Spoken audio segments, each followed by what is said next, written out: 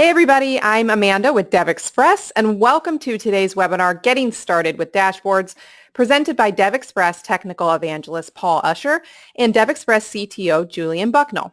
In this session, you'll learn how to choose the perfect chart type for the job, prepare your data and understand arguments, values, series, and data points, implement a desktop or web-based end-user designer, and load and save custom dashboards to file and a database. Thank you so much for joining us. I will now hand things over to Paul and Julian.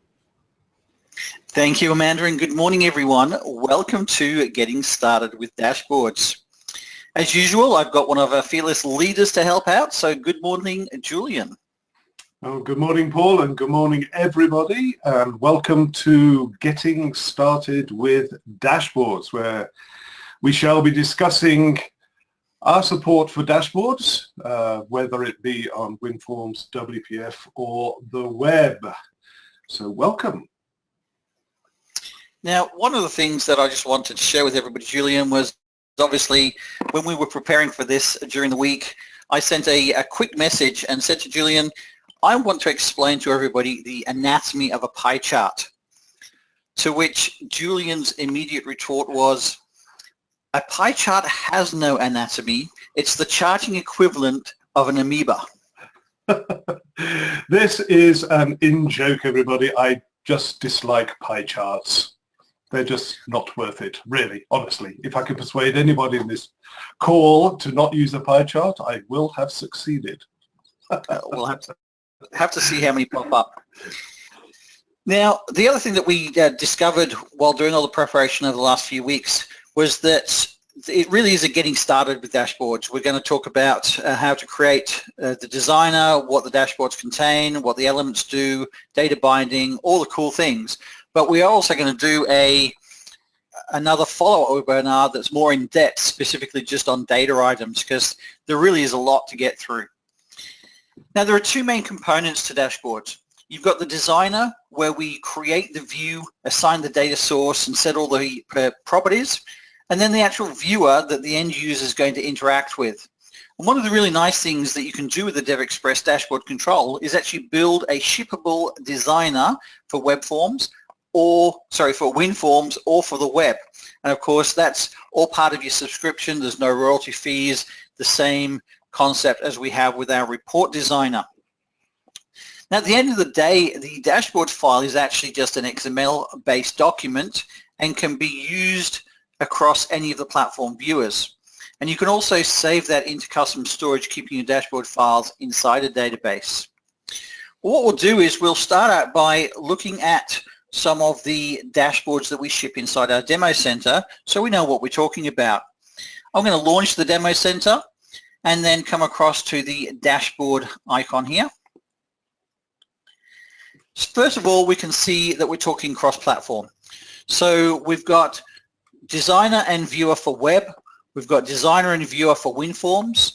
We have a viewer for WPF, which is currently CTP, but in the upcoming 18.1, I'm led to believe that that's going to change.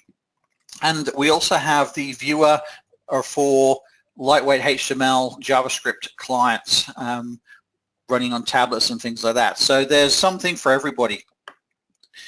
Today I'll probably focus more on WinForms being the designer, but everything I'm doing plays out across the web designer as well. It's depending on what you're wanting to give to your end users, which platform you would end up with.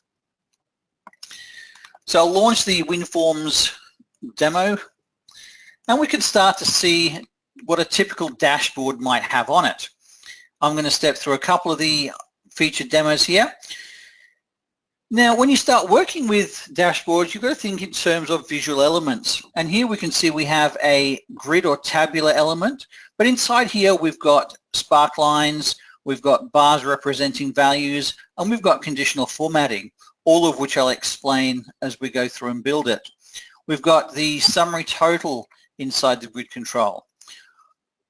Next to it is the chart control, showing multiple series along with values and the fact that you can use your mouse and hover and get more information. All of this can be controlled uniquely for each element. If you're wanting to display large volumes of data in small spaces, then gauges are certainly something that you can use. We see them every day in our life if we're jumping into an automobile or other things, and it's a good way to visualize data.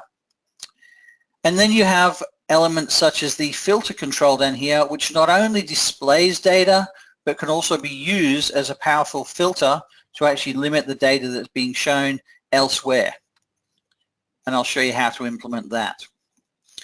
There's all sorts of different UI elements, from cards through to different maps, a beautiful pie chart, and even down to things like pie charts on maps.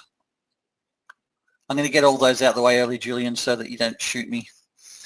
Now, if we take a look at, say, the financial dashboard, we can see a good use of the card view representing multiple elements, being data representing the company, numeric values, as well as being a master filter on a page. So again, depending on what you're wanting to actually display for your end users. We're going to be talking about the different filter elements, such as the tree control or the tree view control, using hierarchical control over data versus a traditional checkbox, and also using things like drop-down combo boxes as filters. We'll look at implementing rich text controls and things like the bound image controls. Now we can see from some of these examples that there are certainly lots of different elements available, and we will describe them more in detail as we go along. One of the things I think, Julian, you wanted to point out is the fact that dashboards are definitely a two-pronged thing. Absolutely. When we talk about dashboards, we are actually talking about two separate ideas here. There's the dashboard designer, and then there's the dashboard viewer. And in between those two is some kind of communication done through a very erudite XML file, essentially, which describes what you want on your dashboard, where the data is coming from, and all that kind of good stuff. So the designer is where you're going to create the dashboard, what it looks like, and where it's going to get its data. And the viewer are for your end users to use the dashboard and visualize the data, the information that is being presented from the original data sources. So just be aware that there are two, as Paul puts it, prongs to a dashboard in our world. Now, one thing that I neglected to just show you there was when you're looking at a dashboard inside the viewer, you've got the ability of exporting that either out to PDF directly as an image or even to Excel. And you can do that across the whole of the dashboard, or you could do it for individual data elements as well. So certainly the Excel one is quite impressive because it takes in the data as well as building some of the charts such as the trend line or spark line here.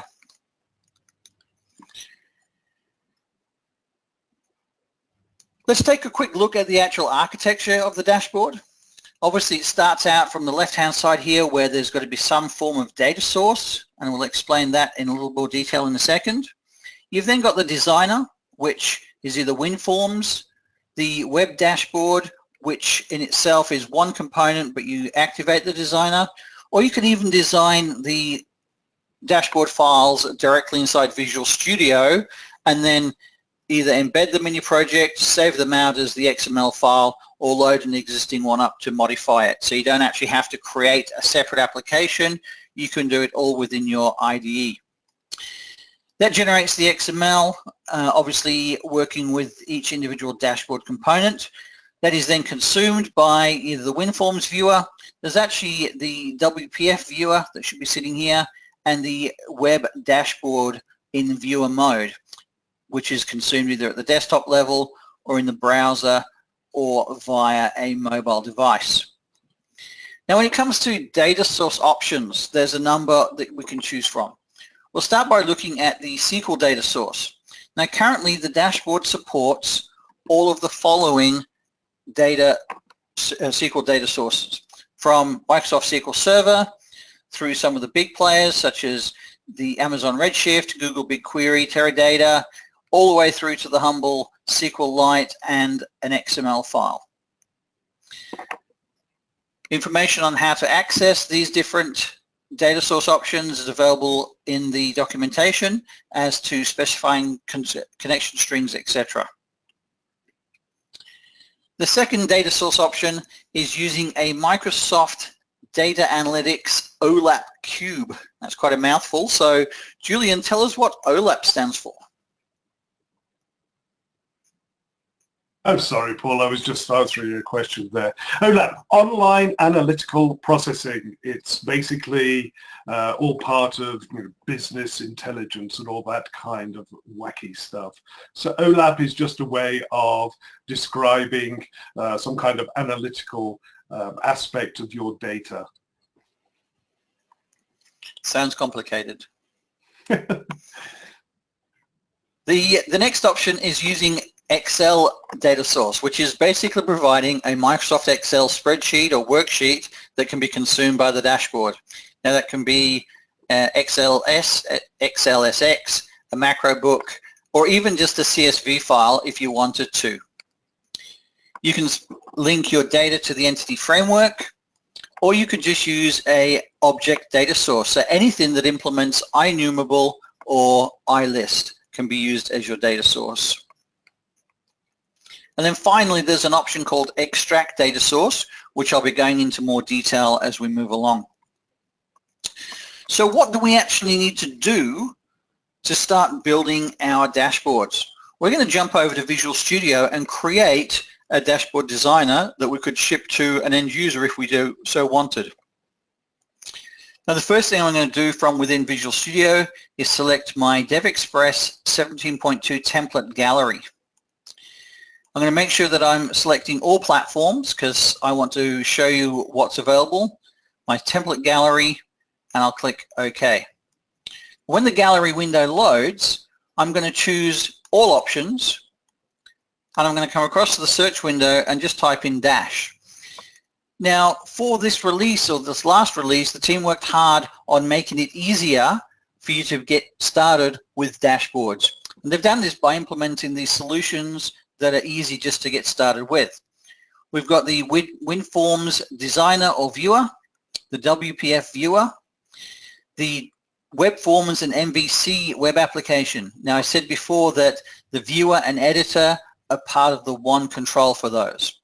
We've got the HTML5 JavaScript application, or even a ASP.NET Core application. I'm going to go ahead and choose the Dashboard Designer application. It's going to come along with a sample dashboard for me to play with, and I'll just say Create Project. Now the best thing about this is I'm going to end up with an application that I could ship.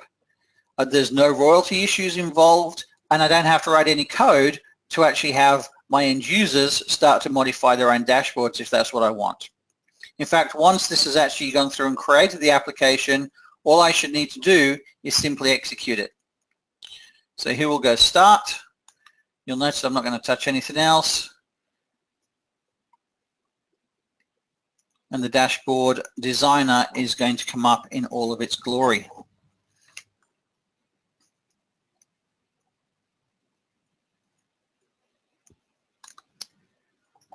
Now what we'll do is just spend a couple of minutes looking through all of the different elements on the designer, so all of the ribbon, and seeing what's available and how it works in with the actual creation of the dashboards. We'll start out with the application menu, stock standard, file, new, open, save as. Also features recent for files and recent for places, and allows you to implement pinning so that your favorite files can be kept there. The same thing is also then shown in the file group on the home tab, and with a quick access menu you've got save, undo, redo, and update. So again, just mimicking what is available inside some of these other options. The insert group features all of the UI elements, which we'll go through in more detail. We've then got the item group, which basically allows me to quickly duplicate an existing item, delete it, convert an item to something else if I've selected the wrong thing, or remove all the data items. Now when it talks about data items, it's talking about this section over here on the left, which again we'll explain in a little more detail. The dashboard group allows me to set the title for the dashboard. So I can come in here and say it's Julian's Bits. I can say whether the dashboard title is visible, whether it's going to also show the master filter state, alignment, whether I want an image on there. And if I click OK on that, we're going to see that that gets updated. Currency allows me to nominate with decimal format what currency is going to be used throughout my dashboard. The default is just use the client system settings, but you can specify a currency if you so wish. Colors allows you to work through the global color scheme and create new color tables. That's a bit of a deep dive session that we're going to be including on the next presentation. Parameters we'll be touching on shortly as well. And then finally, we've got automatic updates, which means if I make changes anywhere, the dashboard's going to refresh automatically. If I turn this off, then I get to use the update either on the quick menu or back over here. For most cases, if you're not using, or it depends on the data set size, but automatic update should be sufficient for you to work with. As far as the actual elements, we've got the data source window on the left. We've got the data items, and then any elements that we've popped in here. Next tab along is our data source tab. It's a very important tab, but it does change depending on the item that you've got selected. We'll be going through this in a fair bit more detail, but effectively allows you to create data sources, edit them, change the name, remove them, add a calculated field from here. We can do it in another way as well, or play around with filtering. The View tab inside the Designer simply lets you choose one of the standard UI themes or skins that we supply in this instance. And then the next couple of tabs will change depending on which item you got selected. So right now I've got my choropleth map selected. The data and design tools are directly related to that map. If I was to select a grid element, we'd see that that's now changed to grid tools. So I've got data and design elements directly for the grid. What we're going to do is create a brand new dashboard and take a look at data sources and how all that applies. So to do that, I'm simply going to click New. No, I don't want to save any changes. And now I've got my data source wizard, so showing the options that we looked at in the slide just before. I'm going to select Database and the Northwind connection string. At this point, if I select No, I could nominate brand new connection parameters to a different server, any of those 18 that I pointed out. In this case, I'm going to use an existing string.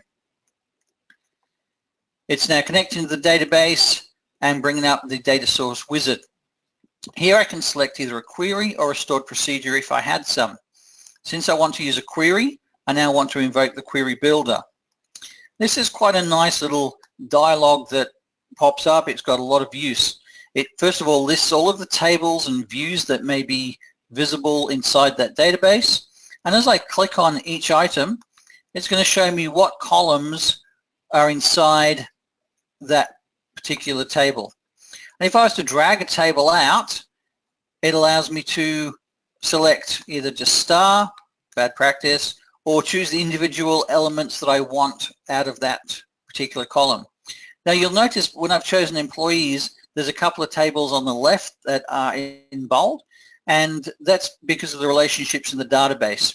So if I was to drag employee territories over, it knows there's a relationship. It's going to then just do that link automatically. Other tables will actually prompt you for the join type and the actual column types that you might want to do your join on. Whilst in this particular panel, I can rename the actual view, so setting up an alias, or I can delete it. And I don't want employees for this first run, so I'm going to scroll down and choose a salesperson view. You'll notice in this lower panel, we can come through and select the columns manually, assign a table. We can set an alias for a field if we want, confirm that we want it as part of the output. We can also do set sorting, sort order, grouping, and aggregate functionality down here. What's really nice as well is the fact that I can hit preview results and actually get to see what data is going to be returned from the database with that particular query. I'm going to come back to filter and parameters a little later. So right now I'm going to choose OK. We can see the actual SQL that's going to be stored and finish. So now we've got this data source. We've only got the one SQL data source set up with one query so far. We've got all the columns listed in the box. Quick functionality here. This first icon allows you to group fields by type. So if you just prefer that they're A to Z, then you can take the type grouping off and you can look for your field name just in straight alphabetical. If you group by type, then you're going to see that all of the strings are grouped together, all of the dates and numbers, etc. are grouped together. So sometimes if you're looking for a field name and it seems like it's not in the right order, you might want to remove that particular feature. Now I'm just going to drop a chart on here and we'll bring up the extended price into my values pane, and then I'm going to bring the category name into my argument and country into argument. So right now we can see that we've got some data coming through. It's showing me in real time. I can play around with dragging order date onto series. So now we've got series that's been introduced, and it's starting to resemble something I might find interesting when comparing the different countries or different categories within the country. Now it could be that I only want to see beverages on this particular chart. So of course I could jump into my data source and I could go edit and apply a filter directly into the data source and say just beverages. But remember, I'm in the designer and I want to add functionality for my end user. So instead what we could do is actually use another query and bind that to a report parameter. So let's take a look at how all that would get set up. First thing I'm going to do is say add a query. It's a straight query and I want categories. Now remember, I'm working with a view, so in our case I'm choosing categories, but I only really need category name. There'll be other cases where I might bring in category ID as well as category name because of the bindings, etc. We'll choose just that, preview the results, and yes, that's what I want. Hit close and hit OK and hit finish. So we've now got two queries sitting over here in my data area. Next thing to do is to jump back to the Home tab and then invoke the parameters dialog. From here I want to add a new parameter. Now parameters can be invisible to the end user or they can be visible. And in this particular case I want it visible. I'm going to give it a name of category and a description, select category. Now in the lookup settings there are three particular types. I can say there's no lookup, so the user would just be prompted for a value. I can use a static list where I would simply come in and manually supply the values. But of course that defeats the purpose if I want to work with dynamic data.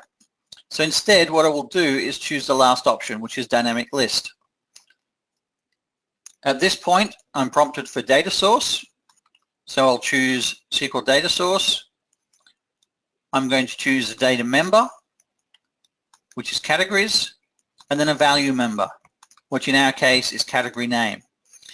We'll also set the display member to category name as well, and that's a good example of where value member might be ID and the display member would be string. I don't need to change any of the sorting. It automatically knows it's type string, and I'll set a default value. So when I drop down this list, it's already loaded that data from my query. I'll just say beverages. So right now, when the user, if I'm thinking like an end user, they'd click on parameters, they get this nice select category, they choose the category they want and hit submit, and they'd expect that the dashboard would update. But of course, we've not yet told the underlying query to take in that parameter. And the simplest way to do that is come back to the data source area, click on, well, if I click on edit, it's going to let me edit this query, which is not what I want. So I'm just going to quit out of there. I'm going to switch back to my salesperson query over here and then say edit. And I want to run the query builder again. Simply hit the filter option here, and I want to add a new filter. The field that I want to filter on is category name. It knows it's a string, so it's changed some of the options here as to what's available. And then it's asking me to enter a value. Well, I don't know the value. I want to bind it to that parameter. So the next thing that we would do is then toggle.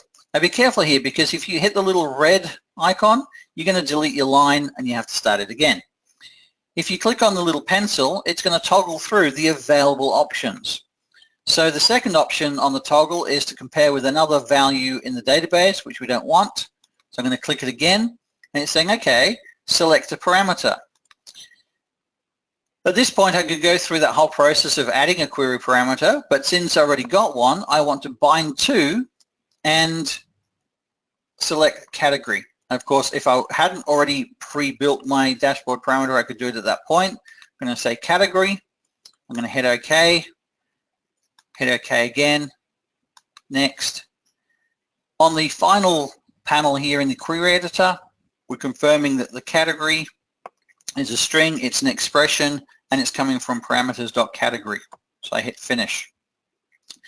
Now we can see that I've still got my series, but I'm showing confections.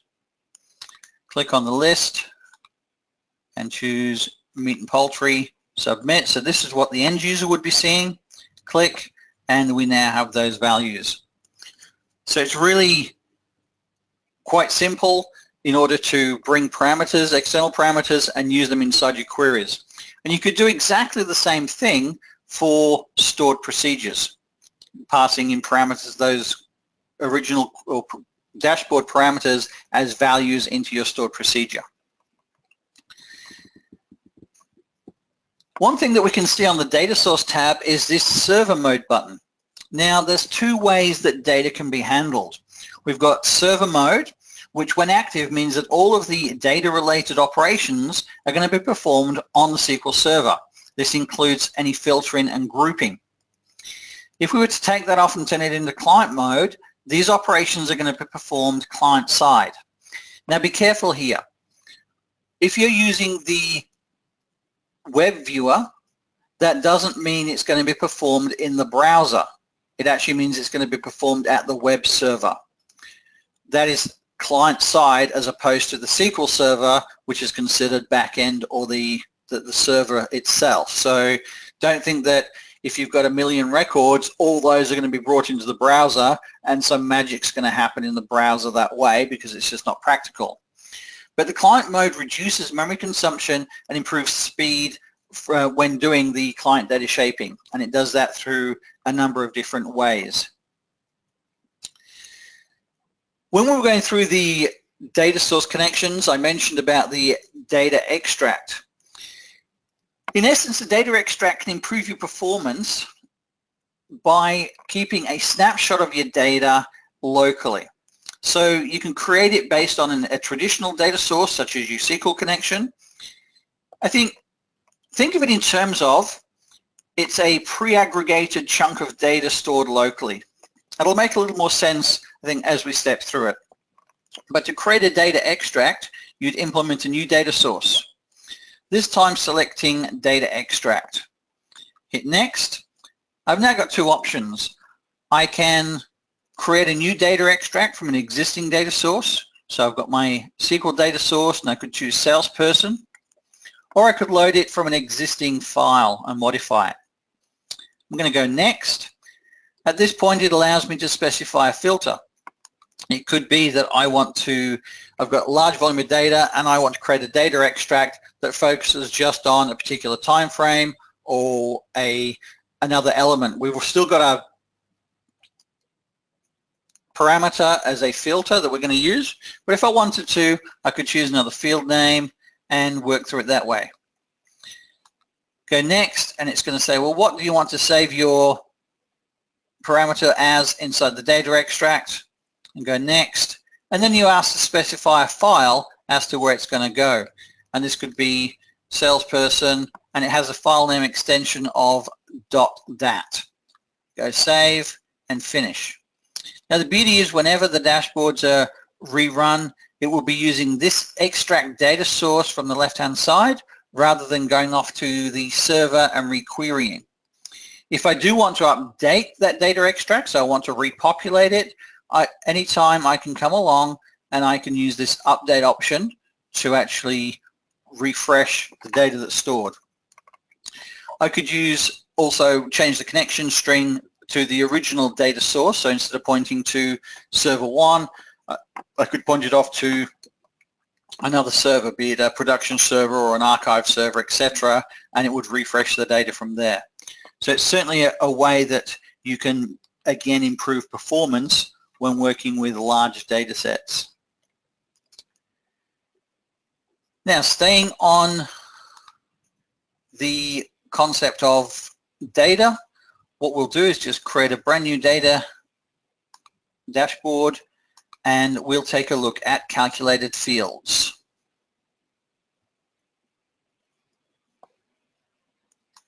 This time I'm going to jump in and use the order details. Now, Julian, you had some thoughts on calculated fields. Well, yeah, the point about calculated fields is a database, when you define the records, should not actually replicate data in different fields of your record. There should be if you like, a single point of knowledge about a particular piece of data. And if you've got a composite value or a calculated field, that implies that you have two sources for this particular piece of knowledge. So here you've got order details. So we imagine that an order comprises several lines. Each line is a particular item. So we have a quantity of those items. We have a unit price of those items. And we have a possible discount on each item. It makes no sense to then have the what we might call the extended price for an item and store that in the database, because immediately we do that, we are replicating some data. What happens if at some future point, your price times your quantity minus a discount doesn't equal the extended price in your database record? Which piece of data is wrong? Which piece of data is right? So that's why we support calculated fields. Calculated fields, you have a record, we can calculate some data off that or values off that record. And indeed, we can use calculated fields within calculated fields. Inception. Yes, we can. You can aggregate values and then do calculations on those values. So to create a calculated field, we saw before that you could do it directly within the data source tab. Alternately, you can right-click down here in the columns area and say add a calculated field.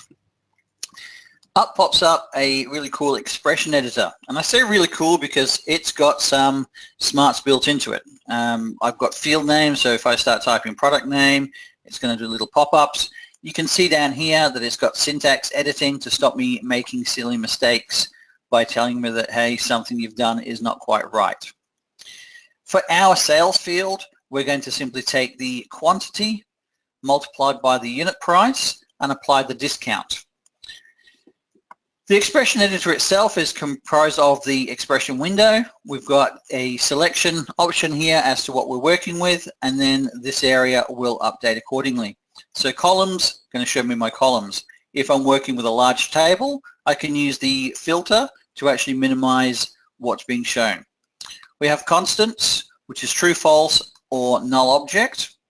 And then we have operators. Now operators are the basic math, which you'd expect, but then you start getting into cool things like being able to do modulus and all sorts of other goodness. On the right-hand side, you get a description as to what's going on. And then if I click on functions, we have a group of different functions for different things. So we've got aggregate functions, doing aggregates, averages, counts, distincts, max, sums, etc. You've then got date time functions, so you can work through calculated fields can be really good for, say, determining if an invoice is overdue based on invoice date with some element or some math around the current date to say whether it's a value greater than 0, if it's trading terms, etc. You've got the logical functions, so inline if statements, which is really nice to use, especially if you're looking to make sure that values are not 0 before you divide by them.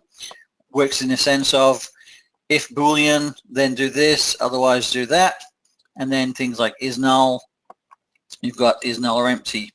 You've then got math functions and string functions. Our calculator field is going to be fairly straightforward. So I'm going to add quantity multiplied by unit price multiplied by 1 minus my discount, which is going to give me my sales field. We're not getting any errors on the editor, so I'll click OK, and we've got our calculator field here. I'm going to right click, and first of all I'm going to rename, so I'll call it sales, and then right click again. Now the actual field type currently is set as double. Since we're talking in monetary, I'm going to change it to decimal. So what does that actually do? Well, if we were to right click and say edit expression again, you'll see that it's applied this to decimal method or function around the existing formula that I put in there. So it's doing the conversion there, and it shows you whereabouts that is. So if we were trying to convert to an int or to a double, if we're trying to do string conversions, they're sitting there ready. So now what I can do, I'm sitting on my chart, I could drag my sales value up, and I can bring my product name. Actually, I'm just going to get rid of my grid because I'm running out of space. Delete. And there we have a chart.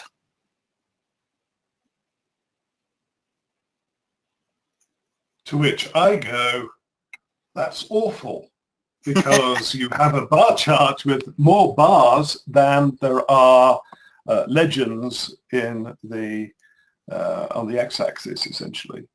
Absolutely. So it doesn't help me. So typically what we would do in this scenario, we can see that we've got little drop-down indicators over the things like the arguments, as we did with the values. I can drop that down, and it's a great example of them bringing in something like the top N, which I'm going to enable, and then just say, you know what, show me the top 10 product names. Hopefully Julian's happier with that. Marvelous, marvelous, absolutely marvelous. Okay, the final step in regards to data is filtering and drill downs. Now, I'm going to load a sample that I was playing with earlier. Let's see if I can remember where I stored it. And test. Filtering can be done in a number of different ways. We go back to our data source tab and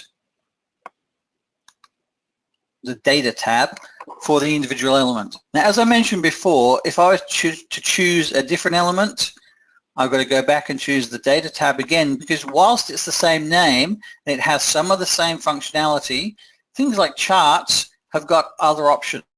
You can filter based on argument or series or points, whereas obviously on a grid, when we go to looking at that, there's no specific item that we're going to apply that to. I'm just going to remove my drill down for a second and just share with you the difference between single master filter and multiple master filters. As the icon tends to represent, the single master is a single selection. If I was to choose this one, doesn't matter what I do, I can only select one element in my grid that's acting as a filter for the chart over here. If I was to choose multiple master filters, then I could select beverages and confections and dairy products, and we will see in the chart it's going to then update for those multiple items. Okay, so that's the difference between single and multiple. The other interesting thing here is you can set any element to ignore the master filter. So if I'm on chart, if I said ignore master filter, doesn't matter what I do with the grid control, it's not going to be able to affect the chart, which is really interesting and powerful. Whilst I'm just inside these elements here, I also just wanted to point out the difference that you can reposition elements. You can see the blue markers popping up as to the different areas. And I'll do a little bit more on that later when I explain groups as well. But if you're looking at how resizing and different things work, it can be done that way. Now, typically filters would be on the left. And I'm going to bring that across like so. So that's how to implement a basic master filter.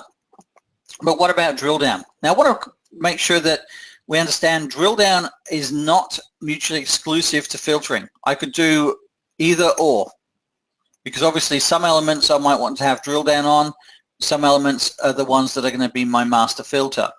So I'll leave that on as a multiple, but I'm also going to turn on drill down for this element.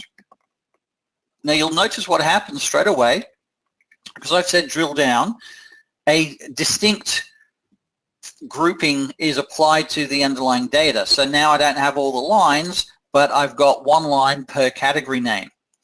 At this point, as I click on here, I can still use that master filter functionality to affect the chart.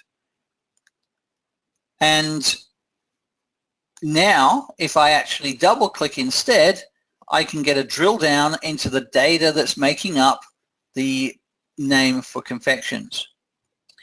I can use the drill up button to get back to the top and then drill down into another area if I want. Now, whilst I've got the grid set up as the master filter, we'll notice that I've also got the range control down here. And I mentioned it earlier, but the range control is great because it gives you a visual representation of some data whilst also applying a master filter for that data as well. So here, as I move this across the timeline, we'll see the data in my grid changing and we'll see the data in the chart changing. The grid's still applying its filter to the chart, and then the range filter is applying its filter to the underlying data as well. So that makes it really quite powerful.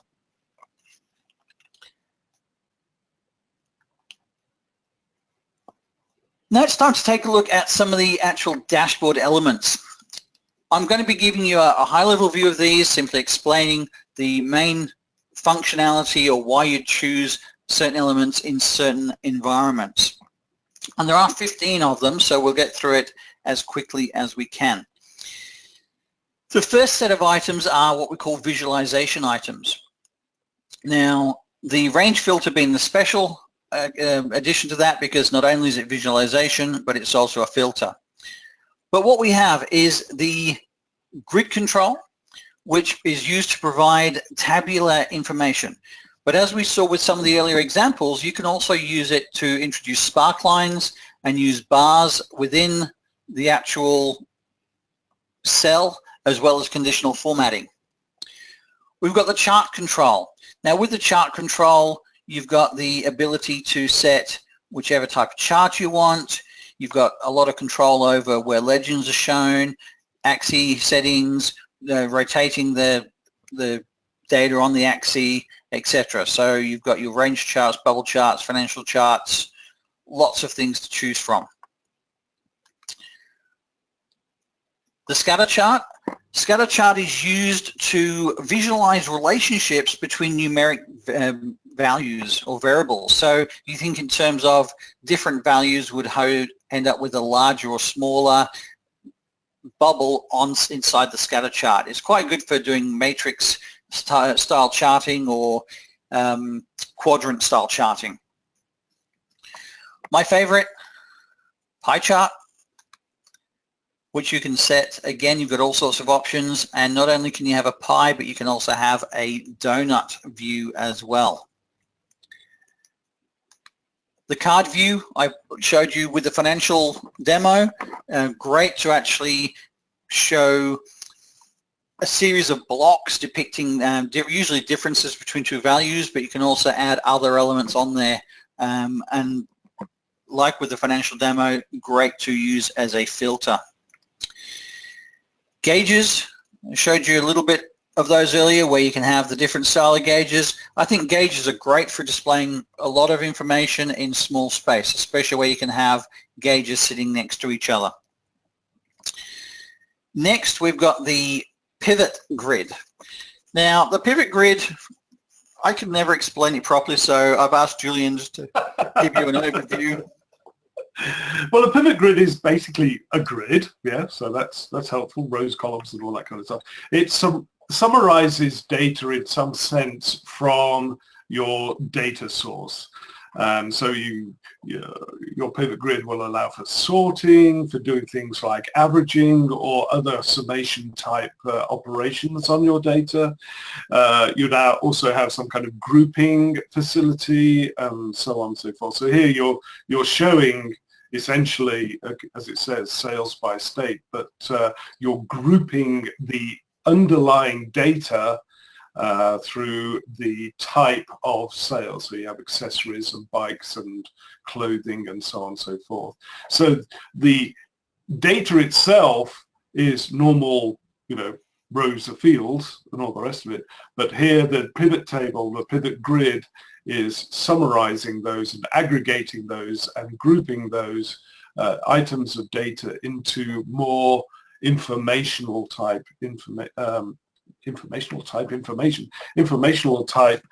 data and visualization. So it's essentially a nifty way of creating aggregates of your data. Succinctly put. Next, we have the choropleth. I always struggle with that.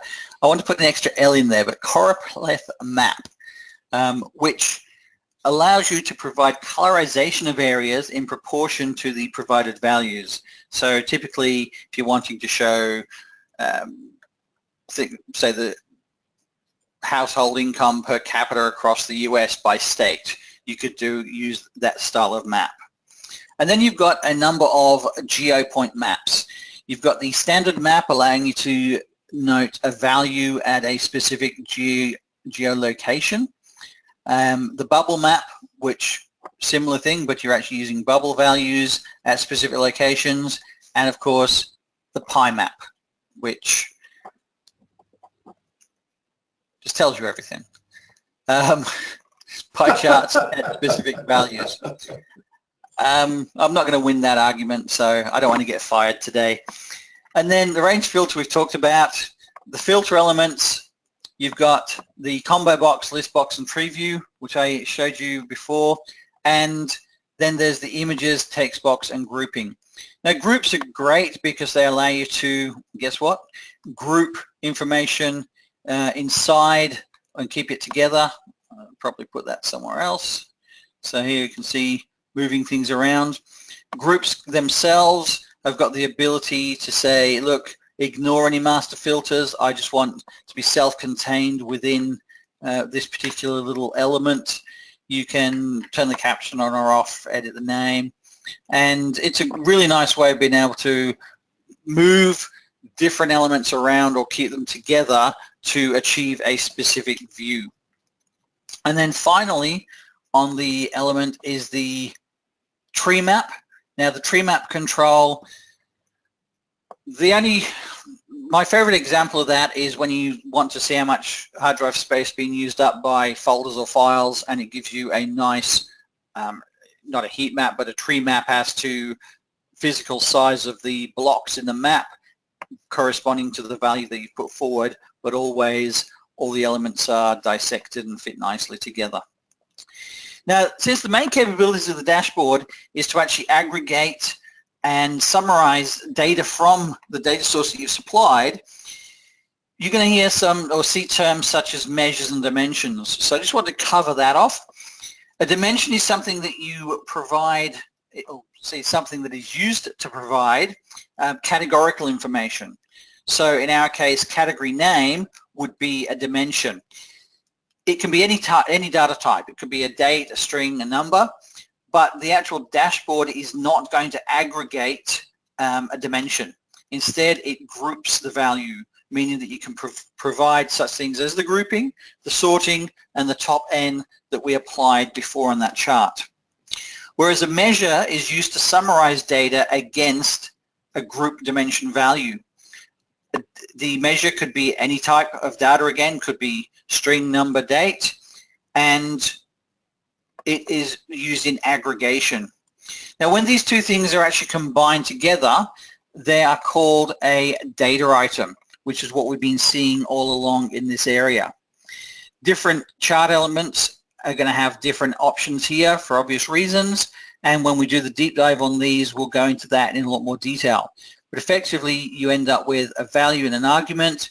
In the terms of the chart, we also have a series, but it could be sometimes that you want to allow filtering to happen or grouping to happen on an element that you are not actually showing inside the chart.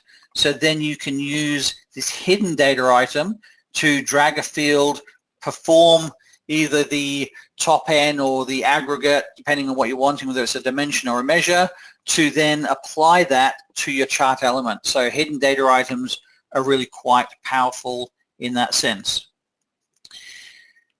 When you're working with dashboards, you really need to consider a couple of things.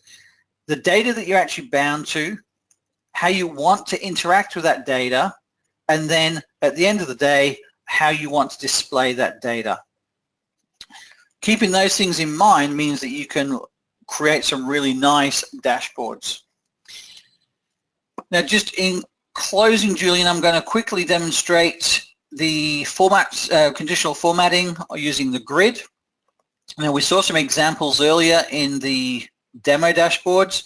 To implement those, you simply click on a column inside your grid or pivot grid, come down to add format rule, and there's all sorts of nice options available. Specifying single values, using top-bottom ranges, averages, custom expression. There's pre-built icon ranges. So we've seen the red green arrow type thing over here inside the financial one, color ranges, etc. Simply come through and select the item you want, give it a value, and say if it is, we want to apply green, I could change the font to bold, italic, underline, or change the font color. And if I wanted to, I could apply to the whole row, not just the cell, and click OK. And of course, none of my beverages are, so I'm going to jump in and edit rule, look at those values, and I want to choose 50,000. And we'll see straight away that that rule is applied. I can simply keep adding those rules on top of each other until I've got the entire gambit of what I want to show.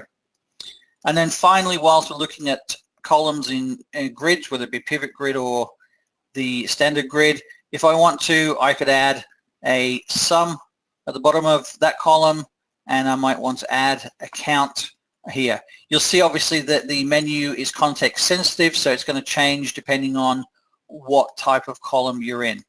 But I can now say I've got 8 items and the sum of the sales is that based on my other criteria.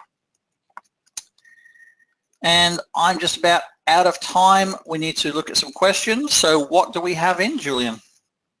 Well, we have many questions. Our dashboard support, our dashboard feature is only part of DevExpress Universal. So if you have, for example, DevExpress WinForms, you won't have any support for dashboards in that product. You have to upgrade to DevExpress Universal. It's the big one, as they say. All right. That is it for this one. Thank you so much to Paul and Julian. Thank you all for joining us. And of course, thank you for choosing DevExpress. Bye-bye.